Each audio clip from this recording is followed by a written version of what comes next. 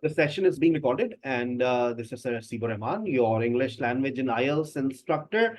And I welcome all of you in today's vocabulary session. And we have a special episode from today onwards. Having seen your interest, देखिए जब किसी का interest नजर आता है ना, माशाल्लाह आप लोग मुझे रोजाना आधा घंटा देते हैं. I really appreciate.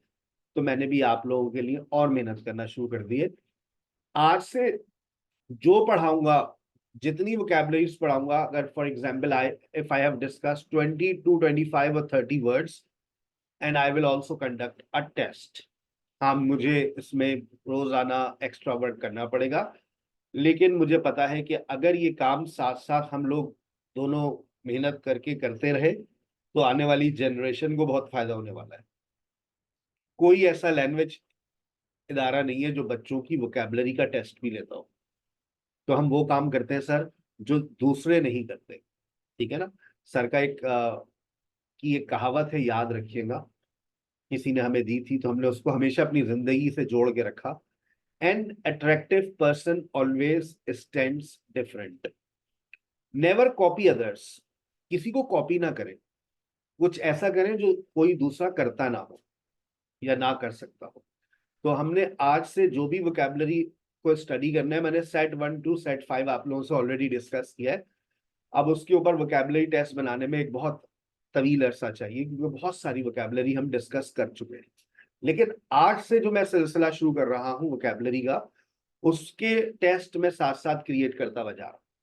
और आज के सेशन के बाद आपके पास ये पीडीएफ भी आ जाएगी, आपके पास इसका रिकॉर्डेड लेक्चर भी आपको मिल जाएगा. और जिन्होंने लेक्चर को नहीं सुना है वो लेक्चर को पूरा सुने, पीडीएफ को पढ़ें, और उसके बाद फिर टेस्ट में अपेयर हो. टेस्ट के अंदर 3 वैरायटीज होंगी. टेस्ट किस तरह से होगा सुन ले. मैंने आपको वर्ड लिख कर दिया, एक वोकैबुलरी लिख कर दे दी, और मैंने उसके नीचे 4 मीनिंग्स लिख दिए. Select the correct meaning. पहला टेस्ट, पहली वैरायटी. उसी टेस्ट के अंदर दूसरी वैरायटी. मैंने आपको मीनिंग लिख कर दे दिया, मैंने कहा select the correct word. Meaning को पढ़ के वर्ड को सेलेक्ट कीजिए. तीसरी वैरायटी मैंने आपको ब्लैंक दे दी है. एक सेंटेंस लिख कर दे दिया जो एग्जाम्पल में लिखा हुआ ना सेंटेंस, और उसमें मैंने ब्लैंक लगा दिया. And you have to select the correct word. मुझे ऐसा महसूस होता है कि जब तक हम चीजों को टेस्ट नहीं करते ना, अगर मैं ये टेस्ट ना लूं तो शायद आप वोकैबुलरी पे मेहनत ना करें. इस बहाने आपकी रोजाना 20 वोकैबुलरी जो है ना वो पक्की हो जाएंगी. 20 नंबर का टेस्ट होगा, तो 20 नंबर के लिए रोजाना सिर्फ और सिर्फ अपनी जिंदगी के 5 मिनट निकालें. 5 मिनट में वो टेस्ट हो जाएगा. ठीक है, चलेंगे. और ये 30 मिनट ये और 20 मिनट वो, 5 मिनट वो. सबसे पहला वोकैबुलरी बहुत आसान है. Flu, a viral infection that causes fever, headache and muscle pain. He caught the flu. अच्छा देखो, वोकैबुलरी को जब याद किया करो ना, यहां से याद किया करो. ही कॉट द फ्लू. अब ही कॉट द फ्लू का मतलब after spending the night in the cold. वो सर्दी में रात गुजारने के बाद फ्लू का शिकार हो गया, नजले का शिकार हो जाना, नजला, जुकाम. Flu symptoms include a sore throat and high fever.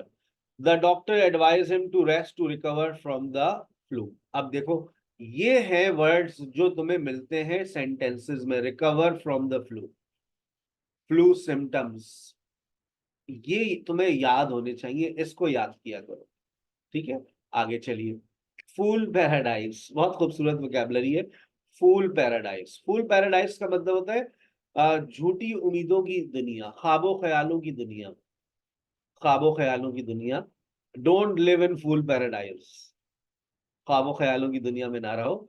A state of happiness based on false hope or unrealistic expectations. Fool paradise. Idiom है, noun phrase है.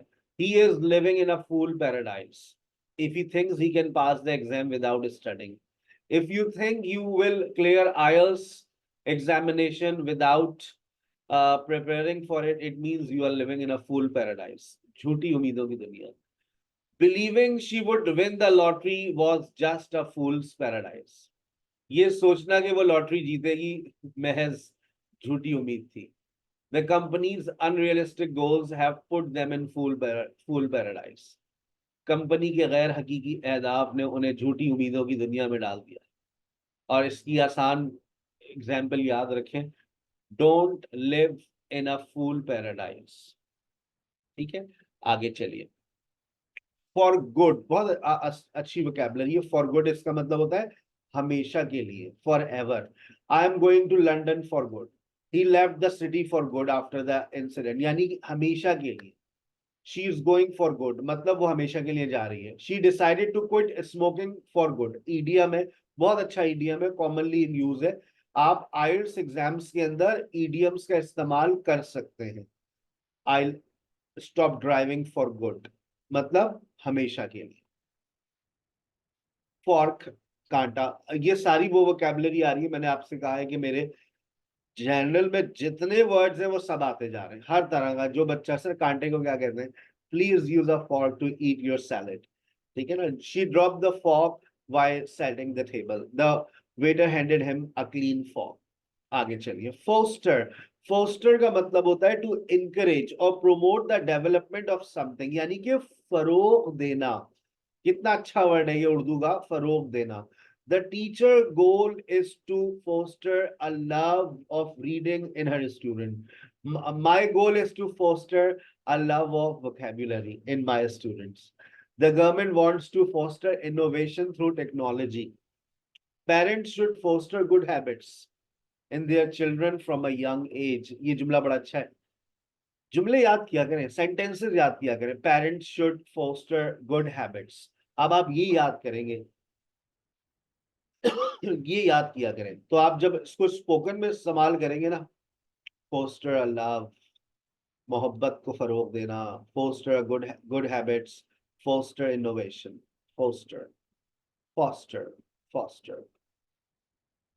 फ्रेग्रेंस, बहुत अच्छा वर्ड है। फ्रेग्रेंस खुशबू को कहते हैं। अच्छा, मुझे फ्रेग्रेंस से याद आ रहा है, फ्रेग्रेंस में हमारे पास अरोमा भी आता है। हमने शायद ये हमारे डिस्कशंस में आया था। फ्रेग्रेंस जो होती है वो फूलों की होती है। अरोमा जो होती है वो खाने पीने की खुशबू होती है, अच्छी खुशबू है दोनों।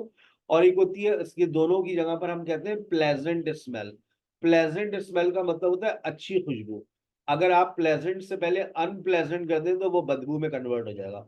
अनप्लेजेंट स्मेल, स्मेल का मतलब होता है बू। अब ये प्लेजेंट है या अनप्लेजेंट है, ये आप फैसला करें, प्लेजेंट लगाएं या अनप्लेजेंट लगाएं। ठीक है, फ्रेग्रेंस है स्वीट स्मेल, लेकिन ये खुशबू जो है फूलों से आती है। फ्रेग्रेंस, नाइट फ्रेग्रेंस, परफ्यूम्स की जो होती है ये फ्रेग्रेंस होती है, नाइस फ्रेग्रेंस। लेकिन आप कभी परफ्यूम की खुशबू को अरोमा नहीं कहते। अरोमा जो है वो खाने पीने की चीजों से जो खुशबू आती है। कभी आप अरोमा बेकरी, शायद आपने सुना हो अरोमा बेकरी, क्योंकि वो जो आप कभी जाते हैं ना, डबल रोटी बन रही होती है या कुछ बन रहा होता है, उतनी बड़ी जबरदस्त खुशबू आती है। आई कांट हेल्प, मैं जहाँ जिस स्कूल में पढ़ता था उसके बराबर में वो एक बेकरी थी, वहां बड़ी अच्छी खुशबू आती थी। I use to smell that pleasant aroma. चले, अब आ जाए फ्रेंचिक। फ्रेंचिक मीन्स बेचैन, जो आजकल आप सब हैं, because you want to clear IELTS और you want to improve your English. Extremely worried or frightened, often in a hurried way, बेचैन। He made a frantic search for his missing keys. उसने अपनी गुमशुदा चाबियों की बेचैनी से तलाश की। The mother was frantic with worry with her child did not return home. बहुत अच्छा, बहुत खूबसूरत सेंटेंस है। जो माँ जिस तरह से बेचैन होती है ना अपने बच्चे के लिए, कि बच्चे को 1 बजे आना था लेकिन 2 बज गए, वो नहीं आया। There was a frantic rush to get to the airport on time. आपकी फ्लाइट निकलने वाली हो और आप कितनी बेचैन होंगे, बस भाई जल्दी चलाओ ना यार, जहाज निकल जाएगा हमारा। अरे कोई मसला नहीं, हम हैदराबाद से पकड़ लेंगे। फ्रेंचिक, फ्रेंचिक, बेचैन। फ्री लोडर, पाकिस्तान में बहुत सारे, आपके बहुत सारे ऐसे दोस्त होंगे मुफ्ते।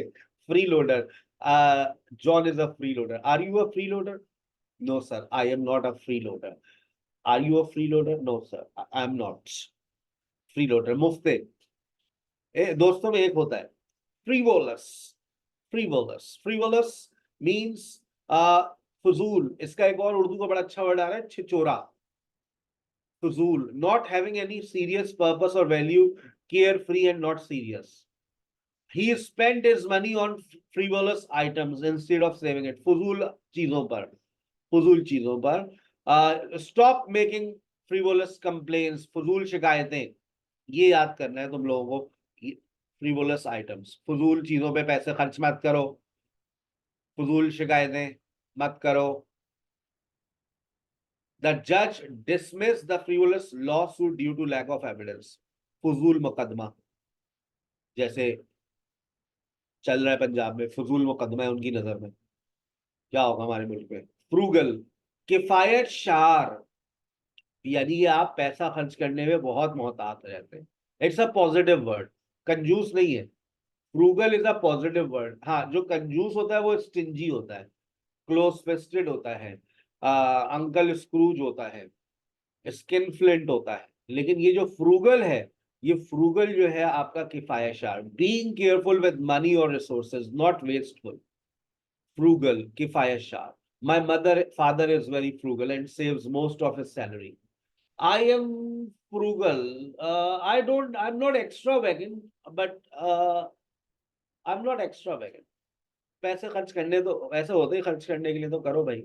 She lives a frugal lifestyle to save money for future travel. A frugal meal was served consisting of bread and water. ठीक है भाई, frugal, frugal. Are you frugal? No, sir. अच्छा, एक होता है फजूल खर्च, वो होता है प्रोडिगल। लिख लिया करो, जो मैं एक और वर्ड्स बता दिया करूँ वो अलग से लिख लिया करो। प्रोडिगल आएंगे ये वर्ड्स भी, ये जब ये मेरे दिमाग में ना, तो ये मेरी नोटबुक में भी आएंगे। फ्यूनरल, मुझे लगता है मुझे पूरा एक साल लगेगा अपनी इस वोकैबुलरी बुक को पढ़ाते पढ़ाते और रिकॉर्ड करवाते करवाते। इंशाल्लाह ये पूरी रिकॉर्ड भी हो जाएगी 4 दिन, क्योंकि अब मैं 4 दिन पढ़ा रहा हूँ वोकैबुलरी, ताकि ये किताब जल्दी से बन जाए और उसके ऊपर सारे सेशन रिकॉर्ड हो जाए। और अब मैंने इनके ऊपर एक और काम शुरू कर दिया, इन पे टेस्ट भी बन जाए, तो फिर मजा आएगा कि आप वोकैबुलरी का टेस्ट भी दें रोजाना, और डेली बेसिस पर टेस्ट होगा, Monday Tuesday Wednesday Thursday, daily basis पर आपको टेस्ट देना है। फ्यूनरल प्रेयर, नमाज जनाजा, a religious service or prayer held for the deceased before burial. दफनाने से पहले जो नमाज पढ़ी जाती है उसको कहते हैं funeral prayer. The family gather to offer the funeral prayer. Offer funeral prayer का मतलब है नमाज जनाजा पढ़ना, ठीक है ना, for their loved one. I went to offer the funeral prayer. Funeral कहते हैं जनाजे को, और फ्यूनरल प्रेयर कहते हैं नमाज जनाजा को। फ्यूरियस, फ्यूरियस, फ्यूरियस का मतलब होता है एक्सट्रीमली एंग्री, शदीद गुस्से में। आई वॉज फ्यूरियस, कहते हैं ना फास्ट एंड फ्यूरियस, फिल्म का नाम था। तो फ्यूरियस का मतलब होता है शदीद गुस्से में। She was furious when she found out someone had taken her parking spot. He sent a furious email. अच्छा देखो, ये जुमले बड़े अच्छे आते हैं। Furious email to the company after his order was delayed, यानी कि और उसने कंपनी को शदीद गुस्से में एक ईमेल भेजी। He sent a furious email. The coach was furious with the team performance. The coach was furious with the team's performance. Furnace, ये भट्टी, है ना, फर्नेस बहुत कॉमन वर्ड है, बच्चों की किताबों में आता है। A type of enclose structure use for high temperature heating, भट्टी, furnace. The workers melted the metal in the furnace. Fusty, fusty कहते हैं स्मेलिंग स्टेल डैम्प और मोल्डी, यानी कि बोसीदा।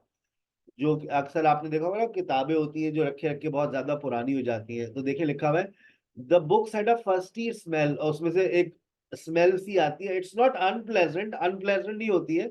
आप कोई देखें, कोई किताब 10 साल से, 15 साल से, 20 साल से आपने इस्तेमाल लगी हो, स्टोर में पड़ी हो, तो उसमें से एक स्मेल आती है, दैट इज फस्टी स्मेल, और वो किताब भी फस्टी हो जाती है।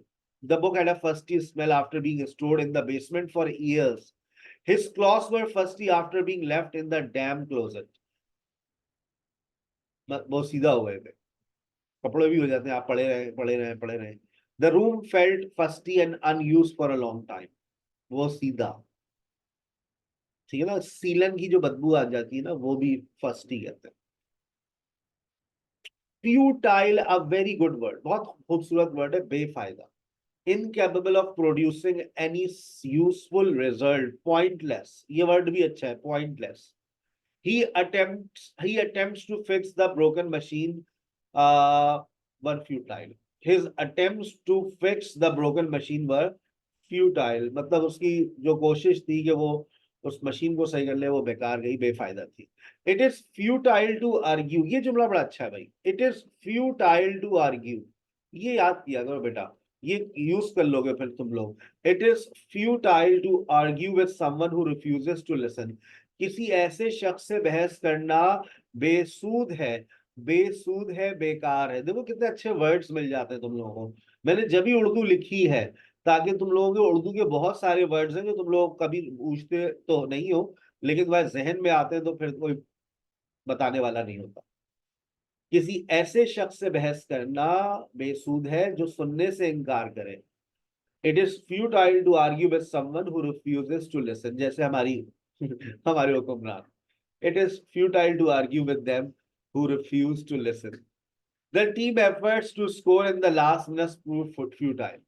उसने आखिरी मिनट में गोल तो मार दिया, लेकिन वो बेकार था, बेफायदा था, क्योंकि दूसरी टीम के वैसे ही 4 गोल थे। जेनरस, जेनरस, जेनरस कहते हैं सखी को। Showing a readiness to give more of something such as money or time, सखी, फराग दिल। He is known for being a generous donor to local charity.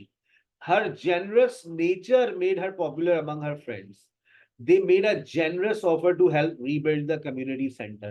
Are you generous? No, sir, I am not. Yes, sir, I am generous. Gladiator, gladiator का word हमने जब लिखा था, जब PSL शुरू हुआ था, तो बच्चों ने पूछा सर ग्लैडिएटर कैसे कहते हैं, तो ये है कदीम रूसी जंगजू को कहते हैं, जंगजू को कहते हैं gladiator. A man train to fight in ancient Roman arenas for public entertainment. पुरानी फिल्मों में अगर शायद आप लोगों ने देखा हो ग्लैडिएटर।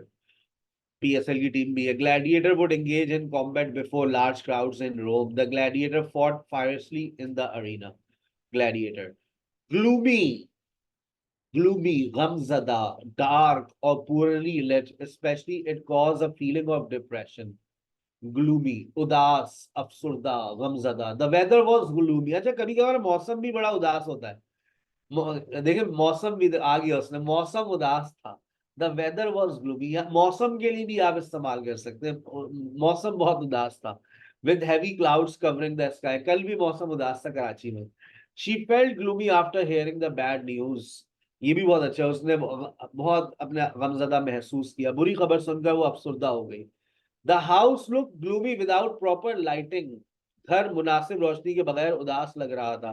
लगने दो भाई, लगने दो, वरना कि इलेक्ट्रिक वाले उदास कर देंगे। सही है ना। चले, ग्लैटन, आप में से कोई है ग्लैटन, यानी कि पेटू। पेटू, a person who is excessively found of eating and drinking. जो खाने पीने का बहुत, मतलब बहुत ज्यादा खाता पीता हो और शौकीन हो। He is a glutton who never stops eating. वो एक पेटू है जो कभी खाना नहीं छोड़ता, तो उसको दावत में बुलाने से पहले सोच लें। The glutton finish the entire buffet by himself.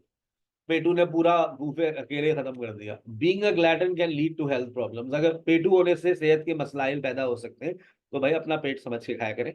Don't be glutton, don't be glutton. Good for nothing, बेकार, निकम्मा। You are good for nothing, बहुत अच्छा वर्ड है। मैंने कहा ना, मैं वो जो वोकैबुलरी मैं आपको देता हूँ, ये कॉमनली इन यूज है, आपकी रियल लाइफ में आती है। मैं कोई अखबार पढ़ के वोकैबुलरी नहीं देता, मैं कोई आपको किताबों की वोकैबुलरी नहीं देता, मैं आपको वो वोकैबुलरी देता हूँ which are commonly in use. ये आप वोकैबुलरी याद करें, इसको स्पोकन में इस्तेमाल करें। You are good for nothing. A person who is lazy और लैकिंग एम्बिशंस, यूजलेस, नाकारा, निकम्मा। He was called a good for nothing by his boss after missing deadlines. He stopped being a good for nothing and started working on your goals. She believed her brother was a good for nothing because he never helped around the house. कितने खूबसूरत sentences आपको मिल रहे हैं। उसके बाद आपके पास है Goofy, बेवकूफ, अहमकाना। बेवकूफ ज्यादा अच्छा वर्ड है, goofy. He made a goofy face, अहमकाना चेहरा। अहमकाना चेहरा बनाया, he made a goofy face, his goofy behavior, अहमकाना रवैया, are you goofy? I love watching goofy comedies, अहमकाना comedies because they lighten my mood. जैसे आप ये कौन करता है goofy comedies में, आ, आप अगर देखें एक फिल्म थी जिसमें गोफी कॉमेडी, चार्ली चैपलिन को आप कह सकते हैं, goofy comedies. Gorgeous, are you gorgeous? Gorgeous मतलब गॉर्जियस, आर हटाना चाहे हटा दे, गॉर्जियस लगाना चाहे, अमेरिकन इंग्लिश बोल रहे हैं, गॉर्जियस, गॉर्जियस, वेरी ब्यूटीफुल और अट्रैक्टिव, शानदार, खूबसूरत। The bride look absolutely gorgeous in a wedding dress, they bought a gorgeous house by the beach, the sunset over the mountains was simply gorgeous, she is gorgeous, ठीक है। Gorgeous weather, शानदार मौसम, शानदार मौसम, whether that is pleasant and beautiful, typically Sunny and warm. सही है भाई, यहां तक हमने आज तक डिस्कस किया। अब आप इस पीडीएफ को मैं आपको पूरी फॉरवर्ड कर रहा हूँ, इसमें बहुत सारी वोकैबुलरी है, जब तक ये सेट 6 ही चलता रहेगा, ये मैंने इसको सेट 6 का नाम दिया है, इसमें 70 वोकैबुलरीज है। तो मैं रोजाना तकरीबन 20-22 वर्ड्स आपसे डिस्कस करूंगा, 20-22 वर्ड्स का आपका टेस्ट लूंगा। तो ये आज, कल और परसों, इस हफ्ते पूरा यही सेट चल रहा होगा, ठीक है। बड़ा अच्छा वर्ड नजर आया मुझे, हैंड पैक्ड, बीवी का, कहते हैं ना बीवी का गुलाम, जोरों का गुलाम, ठीक है ना। A man who is dominated or controlled by his wife or partner. Are you henpecked? Every every husband is henpecked these days, but nobody claims, nobody accepts it. Right? अपना बहुत ख्याल रखिएगा। Thank you very much. Inshallah, see you tomorrow.